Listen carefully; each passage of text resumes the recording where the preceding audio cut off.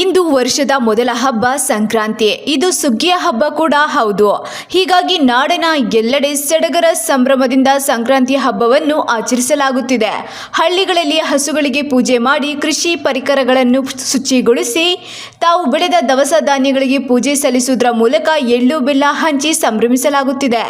ಇನ್ನು ನಗರ ಪ್ರದೇಶಗಳಲ್ಲಿ ಹಬ್ಬದ ಹಿನ್ನೆಲೆಯಲ್ಲಿ ಹೂವು, ಹಣ್ಣು, ಕಬ್ಬು, ಗೆಣಸಿನ ಬೆಲೆ ಗಗನಕ್ಕೇರಿದೆ.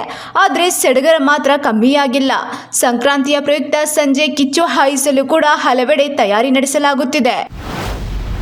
ಬಿಜೆಪಿಯಲ್ಲಿ ಒಳಜಗಳ ಬಣ ರಾಜಕೀಯ ನಡೆಯುತ್ತಿರುವ ಬೆನ್ನಲ್ಲೇ ಈಗ ಕಾಂಗ್ರೆಸ್ ಪಕ್ಷದಲ್ಲೂ ಒಳಜಗಳ ಶುರುವಾಗಿದೆ. ನಿನ್ನೆ ನಡೆದ ಕಾಂಗ್ರೆಸ್ ಸರ್ವ ಸದಸ್ಯರ ಸಭೆಯಲ್ಲಿ ಡಿಸಿಎಂ ಡಿಕೆ ಶಿವಕುಮಾರ್ ಮತ್ತು ಬೆಳಗಾವಿ ಸಚಿವರಾದ ಲಕ್ಷ್ಮೀ ಹೆಬ್ಬಾಳ್ಕರ್ ಹಾಗೂ ಸತೀಶ್ ಜಾರಕಿಹೊಳಿ ಮಧ್ಯೆ ಮಾತಿನ ಚಕಮಕಿ ನಡೆದಿದೆ ಎಂದು ಅಧಿಕೃತ ಮೂಲಗಳು ಪ್ರಜಾಧ್ವನಿ ಟಿವಿಗೆ ತಿಳಿಸಿವೆ. ಬೆಳಗಾವಿ ಕಾಂಗ್ರೆಸ್ ಜಿಲ್ಲಾ ಕಚೇರಿ ಕಟ್ಟಿದ ವಿಚಾರಕ್ಕೆ ಕಿತ್ತಾಟ ನಡೆದಿದ್ದು, ಇದು ಬಣ ರಾಜಕೀಯಕ್ಕೆ ಮತ್ತಷ್ಟು ಕಾರಣವಾಗಿದೆ. ದಟ್ಟವಾಗಿ ಆವರಿಸಿರುವ ಮಂಜಿನ ನಡುವೆಯೇ ಅಂದಾಜು 1.5 ಕೋಟಿ ಭಕ್ತರು ಮೊದಲ ದಿನ ಪವಿತ್ರ ಸ್ನಾನ ಮಾಡಿದ್ದಾರೆ. ಆ ಮೂಲಕ ಜಗತ್ತಿನ ಅತ್ಯಂತ ದೊಡ್ಡ ಧಾರ್ಮಿಕ ಉತ್ಸವ ಮಹಾಕುಂಭಮೇಳಕ್ಕೆ ವಿದ್ಯುಕ್ತ ಚಾಲನೆ ಸಿಕ್ಕಿದ್ದು, ಇಂದು ಪ್ರಯಾಗ್ರಾಜ್ನ ಸಂಗಮದಲ್ಲಿ 2ನೇ ದಿನದ ಕುಂಭಮೇಳ ನಡೆಯಲಿದೆ. ಇದನ್ನು ಉತ್ತರ ಪ್ರದೇಶ ಮುಖ್ಯಮಂತ್ರಿ ಯೋಗಿ ಆದಿತ್ಯನಾಥ್ ಹೆಮ್ಮೆಯಿಂದ ತಮ್ಮ ಎಕ್ಸ್ನಲ್ಲಿ ಹೇಳಿಕೊಂಡಿದ್ದಾರೆ.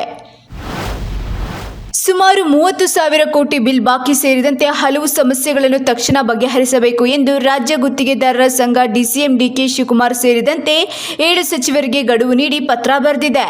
ಜಲಸಂಪನ್ಮೂಲ ಇಲಾಖೆ ಹಾಗೂ ಬೆಂಗಳೂರು ನಗರಾಭಿವೃದ್ಧಿ ಸಚಿವ ಡಿಕೆ ಶಿವಕುಮಾರ್, ಗ್ರಾಮೀಣಾಭಿವೃದ್ಧಿ ಸಚಿವ ಪ್ರಿಯಾಂಕ್ ಖರ್ಗೆ, ವಸತಿ ಸಚಿವ ಜಮೀರ್ ಅಹಮದ್, ಸಣ್ಣ ನೀರಾವರಿ ಸಚಿವ ಬೋಸ್ರಾಜ್, ಆರೋಗ್ಯ ಸಚಿವ ದಿನೇಶ್ ಗುಂಡೂರಾವ್, ಎಚ್.ಎಸ್. ಮಹದೇವಪ್ಪ, ರಹೀಂ ಖಾನ್ಗೆ ಪತ್ರ ಬರೆದು ವಾರ್ನಿಂಗ್ ಮಾಡಲಾಗಿದೆ. ಇದು ಈಗ ಹೆಚ್ಚು ಚರ್ಚೆಗೆ ಗ್ರಾಸವಾಗಿದೆ.